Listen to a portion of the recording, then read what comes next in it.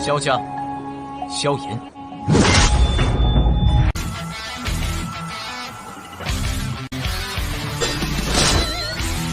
指缝中的光点燃了梦魇，站在天端俯瞰着世界无边无边。 Selamat datang di channel hiburan netizen. Mari kita lanjutkan part berikutnya dari cerita novel Donghua Battle Through the Heavens. Ini hanyalah full spoiler. Tanpa banyak kata demi menghemat kuota, segera kita mulai isi ceritanya. Xiao Yan? Dia adalah Xiao Yan yang membunuh Chen Yun? Banyak tatapan kaget melihat pemuda itu dengan jarak yang cukup dekat di dalam hutan yang diserap oleh kabut. Nama Xiao Yan telah menyebar liar selama periode waktu ini. Sangat jarang bahwa seseorang dari generasi muda bisa memaksa ahli seperti Fei Tian untuk bertindak secara pribadi. Selain itu, hal yang bahkan lebih mengejutkan adalah bahwa orang ini dapat melarikan diri dari tangan Fei Tian. Ini benar-benar mengejutkan banyak orang. Hampir tidak ada orang di wilayah utara dataran tengah yang tidak tahu betapa menakutkannya iblis tua Fei Tian. Alis Xiao Yan hanya merajut bersama dalam menghadapi banyak tatapan yang mengandung berbagai emosi dari sekelilingnya. Lengannya bergetar dan satin warna-warni di tangannya ditembak kembali sebelum ditarik ke lengan baju wanita yang berpakaian penuh warna. Anda dapat berjalan di jalur Anda sendiri dan saya akan mengambil rute saya sendiri. Jika kamu tidak menggangguku, aku juga tidak akan menyerangmu. Xiao Yan menatap wanita berpakaian penuh warna itu sambil perlahan berbicara. Dia bisa merasakan bahwa kekuatan wanita ini cukup hebat. Selain itu, telah dipilih sebagai kandidat yang paling mungkin untuk posisi pemimpin pavilion petir angin berikutnya. Xiao Yan pasti tidak percaya bahwa dia tidak memiliki keahlian apapun.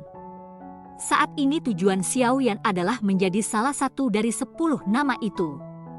Dengan demikian, dia tidak ingin terlibat dalam konflik langsung dengannya.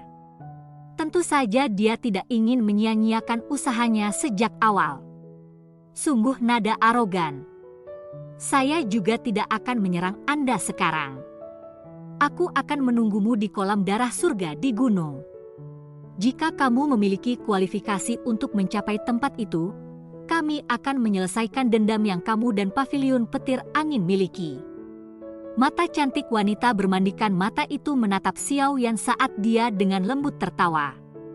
Tawanya mengandung kedinginan.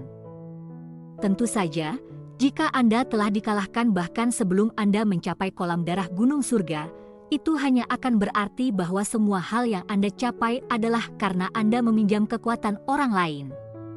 Wanita berbaju warna-warni itu menekan jempol kakinya ke tanah setelah suaranya terdengar. Tubuhnya seperti kupu-kupu yang menari. Dia mundur dengan kilatan sebelum dengan cepat menghilang ke kabut tebal.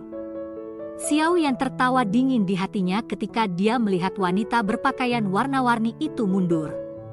Tatapannya menyapu sekelilingnya saat dia perlahan berjalan ke arah lain. Sesaat kemudian, dia menghilang dalam kabut di depan banyak tatapan. Sayang sekali mereka tidak benar-benar bertarung. Aku bertanya-tanya siapa yang akan menjadi lebih kuat jika mereka berdua benar-benar saling bertukar pukulan.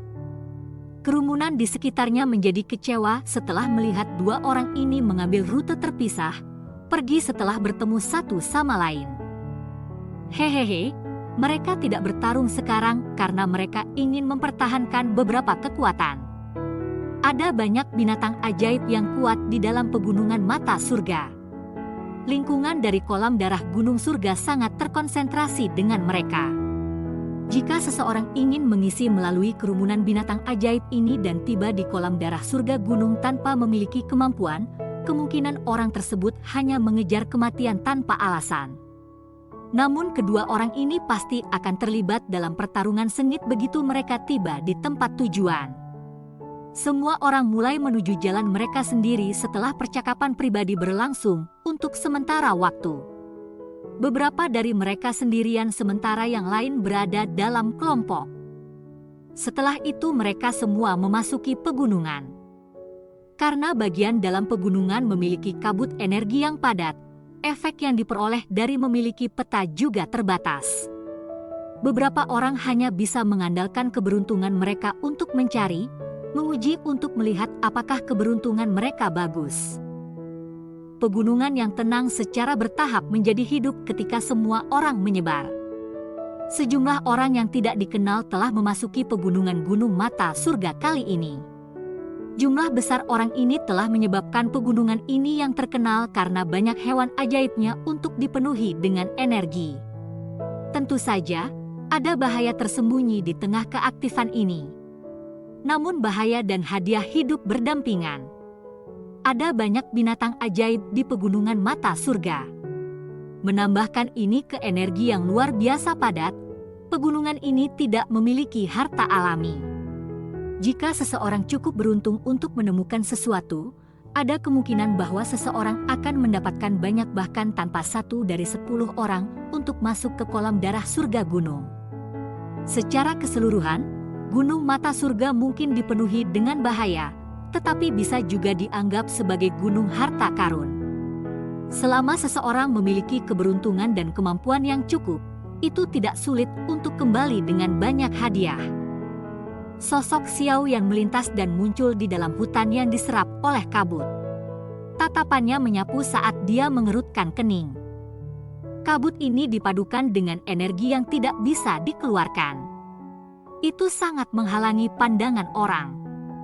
Seseorang sama seperti lalat tanpa kepala di dalamnya, berulang kali berlari dengan cara acak. Peta sama sekali tidak berguna. Satu-satunya hal yang saya tahu adalah bahwa kolam darah Gunung Surga terletak di daerah-daerah dalam dari pegunungan Mata Surga. Namun berapa lama waktu yang dibutuhkan untuk mencapai wilayah dalam jika saya terus berkeliling secara acak? Xiao Yan menghentikan langkahnya dan merenung sejenak. Tubuhnya tiba-tiba melompat dan muncul di atas cabang pohon. Matanya menyapu sekeliling sebelum dia dengan cepat melompat. Sesaat kemudian, dia akhirnya muncul di puncak pohon. Xiao Yan berdiri di puncak pohon dan menyapu matanya hanya untuk tertegun untuk menyadari bahwa kabut di atasnya bahkan lebih padat. Tatapannya tidak bisa melihat apa-apa bahkan jika itu kurang dari 10 meter darinya. Xiao Yan mengangkat kepalanya dan mendongak. Dia tanpa sadar menarik lehernya ke dalam melakukannya karena gelombang energi berwarna-warni yang sangat besar menyebar keluar dari atas. Gelombang tekanan energi yang tidak dapat dilawan menyebar, menyebabkan seseorang merasa takut. Saya tidak dapat menggunakan kekuatan Tuan Yao di dalam pegunungan Mata Surga. Jika tidak, efeknya tidak dapat diprediksi. Oleh karena itu, saya hanya bisa mengandalkan diri sendiri. Xiao Yan dengan lembut menghela nafas. Dia tahu bahwa Nona Feng jelas tahu rute untuk mencapai kolam darah Gunung Surga. Dengan kemampuan dari paviliun petir angin, mereka seharusnya cukup akrab dengan Gunung Mata Surga ini. Masalah kabut seharusnya sudah lama diharapkan oleh mereka. Oleh karena itu, ia dapat bergegas ke tujuan tanpa rasa takut dan menghemat waktu yang terbuang di rute lain. Karena paviliun petir angin memiliki rute yang jelas, fraksi lain seperti paviliun 10.000 pedang dan beberapa fraksi yang lebih lemah kemungkinan juga akan membuat persiapan. Dengan demikian, kemungkinan jumlahnya akan melebihi 10. Xiao yang cukup jauh di belakang mereka hanya pada langkah pertama ini. Akan lebih baik untuk memiliki fraksi di belakang. Kolam darah Gunung Surga akan muncul 1 hari setelah gelombang energi muncul. Dengan kata lain, saya harus mencapai tempat itu dalam 1 hari. Kalau tidak, saya tidak akan memiliki berkat untuk menikmati kolam darah surgawi. Xiao Yan dengan pahit tertawa. Dia merenung sejenak sebelum dia tiba-tiba duduk dengan kaki disilangkan. Persepsi spiritualnya dengan cepat menyebar di antara alisnya. Meskipun Xiao Yan tidak menyadari lokasi yang tepat dari kolam darah Gunung Surga, kemungkinan formasi kolam darah yang unik ini di tengah-tengah pegunungan akan membutuhkan jumlah energi murni yang luar biasa besar. Dengan kata lain, Kolam darah gunung surga akan menjadi wilayah dengan energi paling kuat di seluruh pegunungan. Persepsi spiritual Xiaoyan bisa menggunakan ini sebagai media untuk mencari. Selama dia mengunci area dengan energi terpadat dan pergi keluar untuk bergegas ke sana, sepertinya tidak ada yang salah. Setelah penyebaran cepat persepsi spiritual Xiaoyan, jejak riak energi dalam radius 5 km jelas tercermin dalam pikiran Xiaoyan. Arah di mana aliran energi juga secara bertahap digenggam oleh Xiaoyan. Bagian utara ya. Mata Xiaoyan yang tertutup rapat tiba-tiba terbuka sekitar setengah jam kemudian. Tatapannya tiba-tiba berubah ke utara. Dari persepsinya, energi pegunungan ini tampaknya samar-samar berkumpul ke arah itu. Xiaoyan melompat ke depan setelah mengunci posisi. Dia turun dari pohon dan mendarat dengan lembut ke tanah, mengejutkan seseorang yang kebetulan ada di tempat ini. Saat orang itu dengan cepat melangkah mundur, senjata di tangan mereka mengeluarkan suara saat itu sedang ditarik. Xiaoyan mengabaikan orang ini yang tampak sangat menakutkan. Jari-jarinya menekan tanah dan tubuhnya berubah menjadi sosok hitam yang menabrak kabut tebal dengan cara seperti kilat. Setelah itu, dia dengan cepat menjelajahi hutan, bergegas ke tempat pengumpulan energi yang terletak di persepsi spiritualnya dengan kecepatan tercepatnya. Xiaoyan menemukan cukup banyak orang direcoki oleh binatang ajaib sepanjang jalan. Mereka terlibat dalam perkelahian sengit. Namun dia tidak berhenti. Sosoknya bergeser melewati dengan cara seperti hantu. Dengan bantuan persepsi spiritualnya yang luar biasa, dia bisa merasakan jika ada binatang ajaib tersembunyi dalam kabut tebal selangkah lebih maju dari yang lain. Oleh karena itu, ia menghindari diblokir oleh binatang ajaib selama perjalanan. Kecepatan kemajuannya sangat cepat sehingga menakutkan. Xiaoyan menggunakan kecepatan yang sengit dan cepat ini untuk maju selama 1 jam sebelum dia sedikit melambat. Setelah masuk secara bertahap ke daerah-daerah pegunungan yang dalam, kekuatan binatang ajaib yang tersembunyi di dalam kabut tebal juga tampak lebih kuat. Dia pasti akan menarik binatang ajaib jika dia terus tanpa rasa takut maju. Meskipun Xiaoyan tidak takut, dia benar-benar tidak ingin berakhir melambat karena mereka. Jari kaki Xiaoyan ditekan pada cabang pohon dan sosoknya dengan cepat bergegas ke depan. Matanya dengan hati-hati menyapu sekelilingnya, dan dia tidak menciptakan suara sekecil apapun ketika dia mendarat di tanah muncul seperti hantu. Sosok Xiaoyan sekali lagi melompat ke pohon besar. Dia baru saja akan maju ketika jantungnya bergerak. Tatapannya memandang ke arah titik yang tidak jauh di depannya. Manusia dan binatang bertempur di tempat itu. Ketika dia melihat binatang ajaib besar, Xiaoyan menyipitkan matanya sedikit. Dia sedikit terkejut di hatinya saat dia berkata, "Ini benar-benar peringkat 6 binatang ajaib?" Tatapan Xiaoyan berhenti di binatang ajaib. Setelah itu ia beralih ke sosok manusia yang menghadap binatang itu. Siapapun yang bisa mencapai tempat ini pada saat ini jelas bukan orang biasa. Orang di depannya sepertinya bukan pengecualian. Sosok manusia mengenakan pakaian hitam terang dan terlihat cukup muda. Wajahnya dingin dan dia membawa pedang biru besar di punggungnya. Ada aura pedang tajam yang dipancarkan samar-samar darinya.